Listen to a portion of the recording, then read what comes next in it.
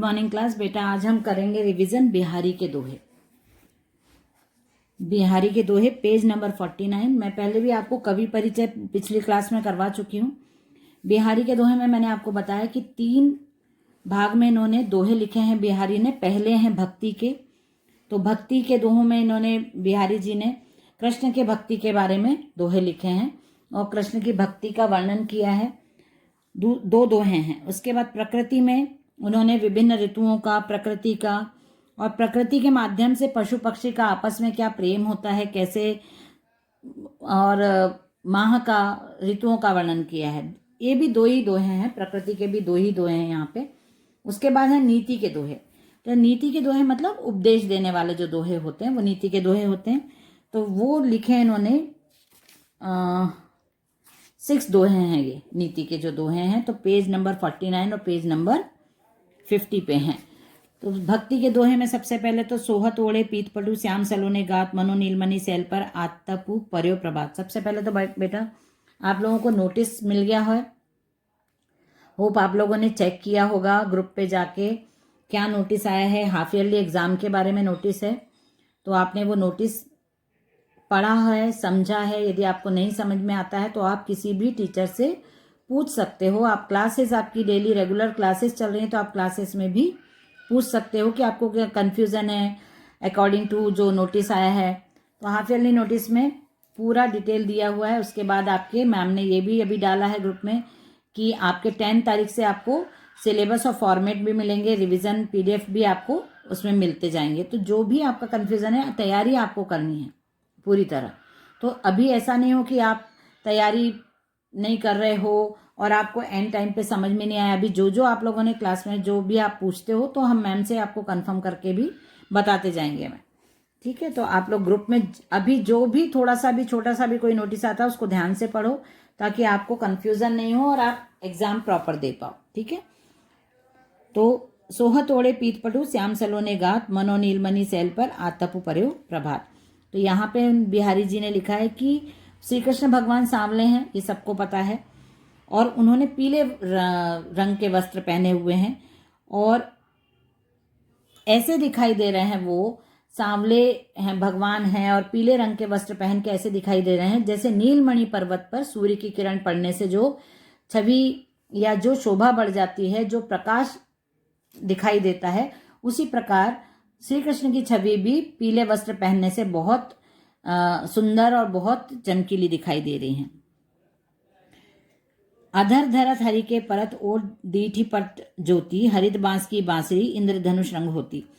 श्री कृष्ण भगवान ने के अपने लाल रंग के होठों पर हरे कलर की जो बांस है उसकी बांसुरी रखी हुई है और श्री कृष्ण भगवान सांवले हैं रंग में, उन्होंने पीले कलर के वस्त्र धारण कर रखे हैं। तो ये सब रंग मिला के इंद्रधनुष की छवि प्रस्तुत कर रहे हैं। श्याम भगवान का रंग, उनके कपड़ों का रंग, उनके होठों का रंग लाल है, बांसुरी उन्होंने हरे कलर की होठों पे रखी हुई है। तो ये सब रंग मिला के इंद्रधनुष के समान दिखाई दे रहा है। उसके बाद प्रकृति पे हम पढ़ते हैं, कहलाने एकत बसत अहि मयूर मृगबाग जगतु तपोवन सोकियो दीरक दाग निदाग। बोला जाता है कि जो वन्य पशु पक्षी रहते हैं ये एक दूसरे के दुश्मन भी होते हैं, अलग अलग इनका नेचर होता है, लेकिन जब बहुत अधिक गर्मी पड़ती है तब जंगल में भी इनको पानी नहीं मिलता, छांव नहीं मिलती, तब थोड़ी सी भी जहाँ छांव रहती है वहाँ ये लोग एक साथ आके अपनी दुश्मनी भुला के बैठ जाते हैं। जहाँ ठंडा स्थान रहता है वहाँ पे आराम करते हैं और ठंडक को का आनंद उठाते हैं।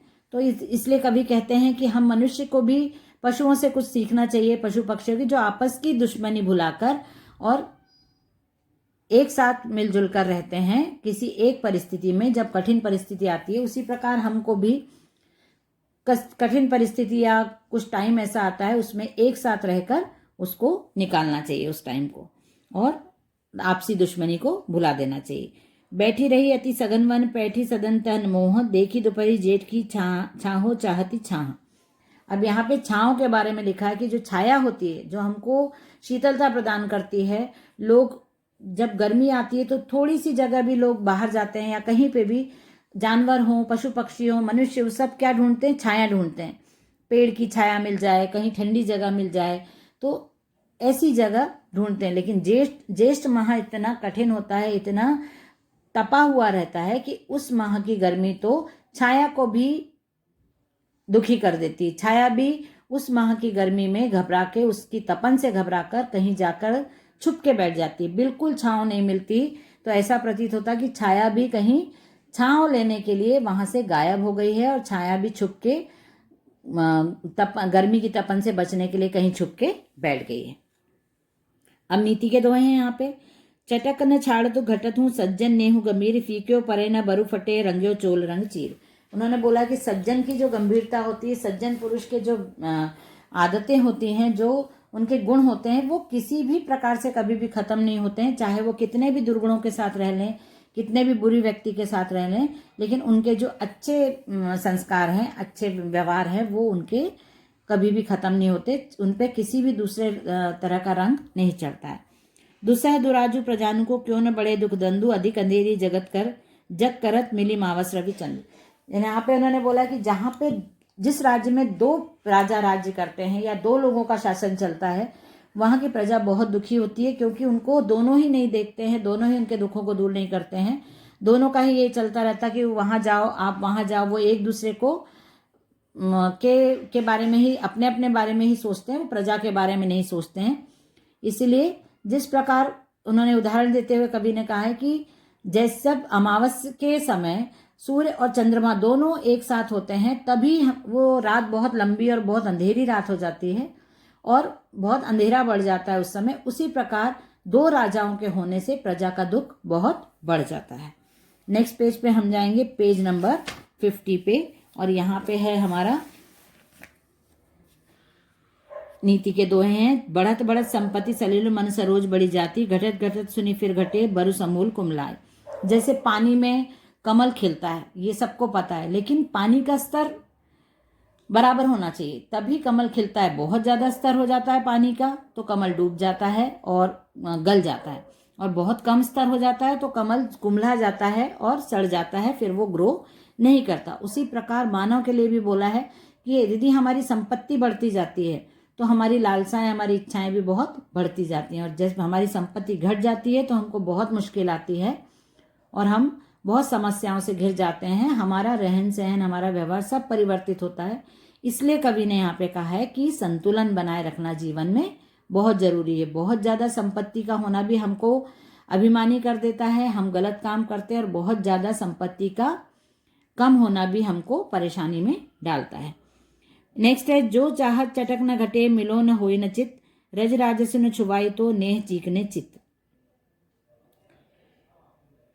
इसमें भी उन्होंने यही बताया है कि जिस प्रकार रज राजस न छुवाई ते नेह चीकने चित, इसमें ये बताया है कवि ने। एक मिनट बताती हूँ मैं आपको।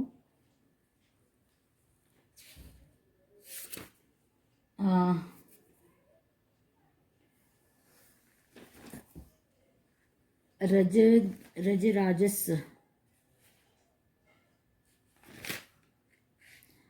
जो चाहत, हाँ अच्छा, हाँ ठीक है, बताती हूँ मैं आपको।